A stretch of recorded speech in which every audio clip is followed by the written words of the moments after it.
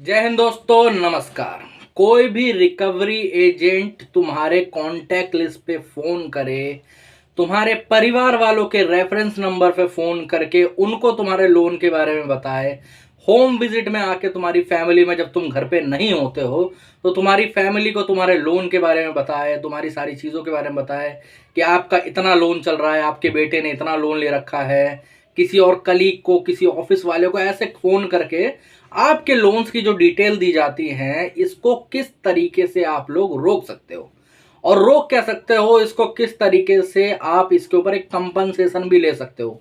अगर पहले कभी किसी रिकवरी एजेंट ने फ़ोन करा होगा ना आपके घर पे, या फिर मान लेते हैं आपके रिश्तेदारों को फ़ोन करा हो, आपके क्या कहते हैं, आपके मम्मी पापा, जो रेफरेंस नंबर होता है, कई बार ये लोग बोलते हैं ना कि हम लोग रेफरेंस नंबर पे फ़ोन कर सकते हैं। आपके फादर का रेफरेंस नंबर आपने दिया हो, मदर का दिया हो, भाई का दिया हो, या फिर किसी और कलीग दोस्त का दिया होगा, ठीक है। उन्हें आपके लोन के बारे में सारी चीज़ें बता देते हैं। आप कभी कभार विजिट, जैसे होती है होम विजिट, तो आप घर पे अवेलेबल तो होते नहीं हो, आपकी फैमिली वाले होते हैं या फिर कोई और होता है, और उनको ये सारे लोन के बारे में बता देते हैं। तो ऐसे में आप लोग क्या कर सकते हो, आपके राइट्स क्या हैं, क्या आपके मौलिक अधिकार हैं, क्या बैंक ये सारी चीज़ें कर सकता है, आज मैं प्योर वीडियोस के ऊपर बनाने वाला हूँ।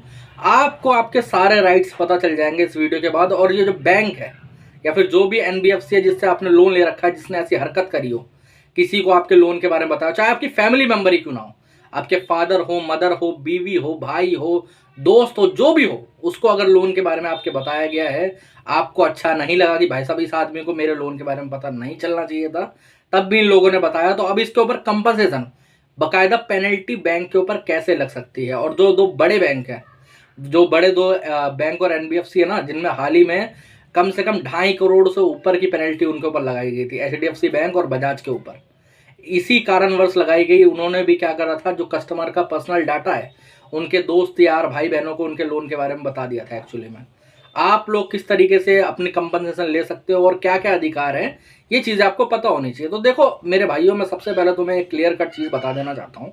आज मैं कोई बड़ी बात नहीं बोलूंगा, आज मैं कोई बड़ी गाइडलाइंस नहीं बताऊंगा। आज मैं सिर्फ आपको आपके मौलिक अधिकार, जो बेसिक अधिकार होते हैं, जो कि कॉन्स्टिट्यूशन ने आपको दे रखे हैं, जो कि संविधान ने हमारे आपको जो अधिकार दे रखे हैं, उसी के बारे में बताने वाला हूँ सिंपली, ठीक है। तो आप सभी को पता होगा कि एक राइट टू प्राइवेसी होता है हर किसी के पास। जी हाँ। कई जो लोन रिकवरी एजेंट हैं या फिर कई जो लीगल मैनेजर होते हैं इनके, या फिर जो मैनेजर होते हैं, वो बोलते हैं कि आपने लोन लिया, उसके बाद राइट टू प्राइवेसी क्या है, हम तो किसी को भी बता सकते हैं, हम तो आपकी पर्सनल डाटा किसी को भी बोल सकते हैं, आपने लोन लेके पैसा नहीं भर रहे हो ऐसे करके। तो मेरे भाई ऐसा नहीं है। आज मैं आप सबको एक क्लियर कट चीज़ बता देना चाहता हूँ। हमारे संविधान के हिसाब से हर एक व्यक्ति की अपनी खुद की एक प्राइवेसी, आपका फंडामेंटल राइट है। वो जब आप पैदा हुए तभी आपके साथ वो राइट जुड़ गया है। आपका वो राइट कोई भी नहीं छीन सकता, ना कोई सरकार ले सकती है, ना कोई इंस्टीट्यूशन ले सकता है जैसे बैंक है, ये ऐसा कोई नहीं ले सकता। अगर वो ऐसा ट्राई करते हैं तो भाई साहब उनके ऊपर भारी पेनल्टी, भारी जुर्माना लगेगा। अब ये कौन से राइट हैं, कौन सा कॉन्स्टिट्यूशन है, कौन से सेक्शन, कौन से आर्टिकल के अंदर, ये सारी चीज़ें ये मैं बता देना चाहता हूँ। तो हमारे देखो जो कॉन्स्टिट्यूशन है ना, हमारा संविधान है, उसके आर्टिकल 21 के अंदर, उसके आर्टिकल 21 और आर्टिकल 19 भी है, ठीक है। 19 में थोड़ा कम है, 19 वाले में हमें नहीं जाना चाहिए। आर्टिकल जो 21 है हमारा, एक मिनट रुकिए, हाँ, आर्टिकल जो 21 है हमारा, उसके अंदर पूरे ही रूप से बता दिया गया है कि जो हमारा क्या कहते हैं राइट टू प्राइवेसी है, वो एक फंडामेंटल राइट है। पहले शुरुआत में क्या होता था ना कि 2017 से पहले इसको एकदम प्रॉपरली रिकग्नाइजेशन नहीं मिली थी, इसको मतलब थोड़ी थोड़ी रिकग्नाइजेशन मिली हुई थी कि जो राइट टू प्राइवेसी है वो थोड़ा थोड़ा। लेकिन आर्टिकल सॉरी, जो हमारा 2017 है, ठीक है, उसके बाद एक केस हुआ था हमारा। आपको बता भी देता हूँ इस केस की डिटेल। आप लोग बोलते हो ना कि सर कौन सा वो है, हमें गूगल पे मिल नहीं रहा, तो मैं केस का नाम भी बता देता हूँ। तो जस्टिस के एस पुत्तस्वामी थे, ठीक है, वर्सेस यूनियन ऑफ इंडिया 2017। आधार का केस था, लिखोगे आप तो सामने आ जाएगा आपके, ठीक है। इसके अंदर जो हमारे 9 जजेस की बेंच बैठी थी, जिन्होंने एक मिनट, हाँ सॉरी, हाँ, राइट टू प्राइवेसी जो है हमारा, ठीक है, उसको एक फंडामेंटल राइट आर्टिकल 21 के अंदर पूरा वो कर दिया था, प्रॉपरली अब हो चुका है खत्म कहानी। यहाँ पर इसके अंदर आपकी जितनी भी प्राइवेसी है, चाहे चॉइस हो गई, चाहे आपका फ्रीडम हो गया, चाहे आपका डाटा वाटा, सारी चीज़ें इसके अंदर आती है। आपकी प्राइवेसी 100% पक्की है, कोई भी आपकी प्राइवेसी नहीं छीन सकता है। अब लेकिन बात कहाँ पर आती है, बात ये आती है ना, जैसे मान लो कि तुम्हारे रिश्तेदारों को फ़ोन तो कर दिया उन लोगों ने, ओके। अब आदमी सोचता है कि मैं क्या करूं, किस तरीके से इससे हमें वो लेना चाहिए, किस तरीके से कंप्लेंट करनी चाहिए। आप लोग करते क्या हो, जैसे मान लो आपके रिश्तेदारों को रेफरेंस नंबर पे फ़ोन करा, या फिर आपके फादर को ही बता, मैं मानता हूँ चलो सबसे पहले आपने लोन लिया होगा तो फादर या भाई का ही नंबर डालता है कोई रेफरेंस पे, उनको फ़ोन करके बता दिया जाता है कि आपने, आपके बेटे ने इतना लोन लिया, या फिर नंबर नहीं डालते तो कॉन्टैक्ट लिस्ट हैक कर लेते हैं, कई बार ऐसा ये करते हैं ना। जिस जिस भाई को कॉन्टैक्ट लिस्ट चेंज करनी हो, अगर आपको चेंज करना तो मेरे चैनल के ज्वाइन बटन पे जाके वहाँ पर ज्वाइन करके वहाँ 2 वीडियो पड़ेंगे, उनसे चेंज कर सकते हो आप, फिर आपके रिश्तेदारों को कॉल नहीं जाएगा, ठीक है। अब लेकिन कॉल तो उन्होंने कर दिया, अब हमें क्या करना चाहिए? तो सबसे पहले लोग क्या गलती करते हैं ना, कि उन्हें सबसे पहले एक साइबर क्राइम में कंप्लेंट फाइल करनी चाहिए। आपको दर्जन भर यूट्यूबर मिल जाएंगे जो कि बोलेंगे कि साइबर क्राइम में कंप्लेंट करने से कुछ नहीं होगा, ऐसा नहीं है मेरे भाई। साइबर क्राइम में अगर आप कंप्लेंट करते हो तो वो प्रॉपरली एक उनका जो क्राइम उन्होंने करा है वो कंसिडर होगा कि भाई साहब बंदे ने कंप्लेंट करी, बंदे को एक क्राइम लगा था, ठीक है।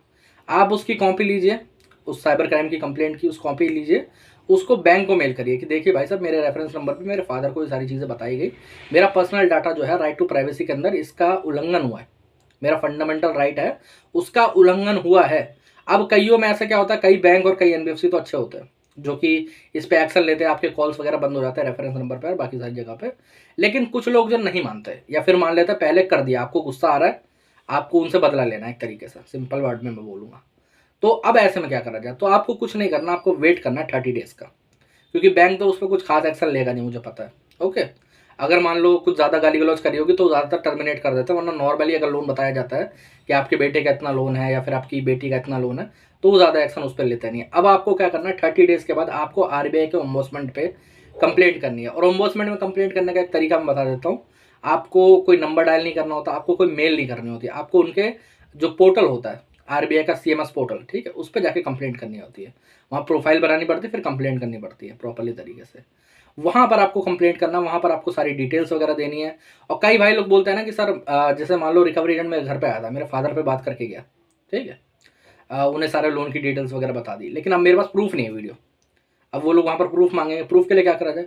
आपके पास प्रूफ नहीं है, मैं मान लेता हूँ कि वो रिकवरी एजेंट आया था बात करके गया, आपके पास विटनेस तो है, आपके फादर हैं, आप उन फादर का, अपने फादर का वीडियो बनाइए, उन फादर से वो सवाल पूछिए कि कौन सा रिकवरी एजेंट आया था, कितने बजे आया था, कौन से बैंक से अपने आपको बता रहा था, क्या क्या डिटेल्स उसने मेरे को बताई।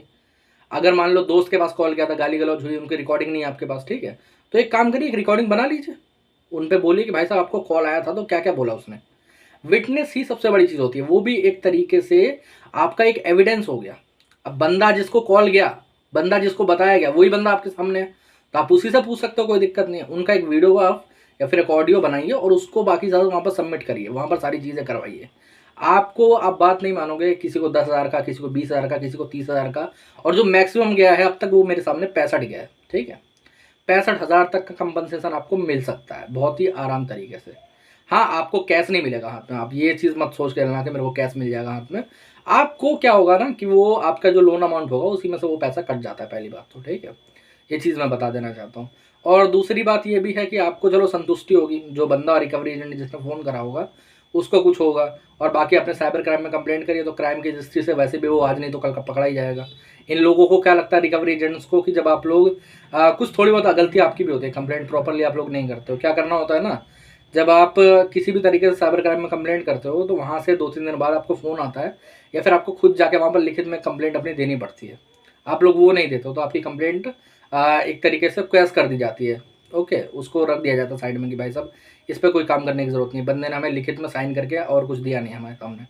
तो इसीलिए मैं आप सबको बोलूँगा ये तरीका अपनाओ मेरे भाई, आपके जो मौलिक अधिकार है, आपके जो फंडामेंटल राइट्स हैं, उनके साथ किसी को खेलने मत दो। आपने रेफरेंस पे नंबर दिया था, लेकिन ऐसे कोई राइट्स, ऐसा कोई लॉ आज तक अभी आया नहीं है कि जो बैंक है या फिर जो एनबीएफसी है वो आपके रेफरेंस नंबर पे फ़ोन कर सके। कोई जजमेंट नहीं है इसको लेके, कोई लॉ नहीं है, कोई कुछ नहीं है, उनकी मर्जी नहीं है कि वो किसी को भी फ़ोन घुमाएंगे, किसी को भी कुछ बोलेंगे, किसी को भी कुछ बताएंगे, ठीक है। आपके जो फंडामेंटल राइट्स है उनके लिए लॉ पास हो रखा है, उनके लिए जजमेंट भी है, सारी चीज़ें हैं, ठीक है। आपको मैंने जजमेंट का नाम भी बता दिया है, जजमेंट आप जाके गूगल पर सर्च कर सकते हो, justice K S Puttaswamy versus union of India Aadhaar case, आप चेक कर सकते हो आराम से, ठीक है। उसके अंदर पूरे तरीके से डिक्लेयर कर दिया गया था कि भाई साहब 9 जजेस की बेंच ने प्रॉपरली डिक्लेयर करा कि राइट टू प्राइवेसी आपका फंडामेंटल राइट है। उसके अंदर अलग अलग आपके वो आते हैं, डाटा भी उसी के अंदर आता है, सारी चीज़ें उसके अंदर आती हैं। और इनके ऊपर जिस तरीके से जितनी एनबीएफसी और जितने बैंक है ना, उनके ऊपर बहुत ही भारी मात्रा में आरबीआई जुर्माना भी लगा रहा है इस चक्कर में।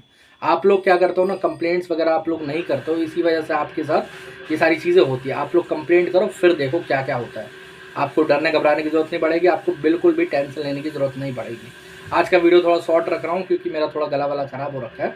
बाकी ये वीडियो आपके लिए बहुत ज़्यादा इन्फॉर्मेशन वाला होगा। अगर और कुछ जानना और कुछ समझना और कुछ मेरे से करवाना हो तो यहाँ पर मेरा नंबर आ रहा है, आप मुझे व्हाट्सएप पर मैसेज कर सकते हो। ठीक है, जय हिंद।